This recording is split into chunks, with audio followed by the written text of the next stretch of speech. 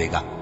ए पैगंबर सल्लल्लाहु अलैहि व आलिहि वसल्लम, हमने ये कुरान तुम्हारी जबान में आसान बनाकर नाजिल किया है ताकि तुम इससे परहेजगारों को खुशखबरी पहुंचा दो और झगड़ालुओं को डर सुना दो।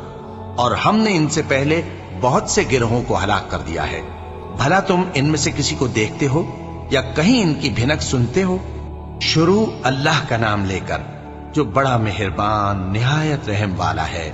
ताहा, ए नबी सल्लल्लाहु अलैहि व आलिहि वसल्लम, हमने तुम पर कुरान इसलिए नाजिल नहीं किया कि तुम मुशक्कत में पड़ जाओ, मगर हर उस शख्स की नसीहत के लिए नाजिल किया है जो खौफ रखता है।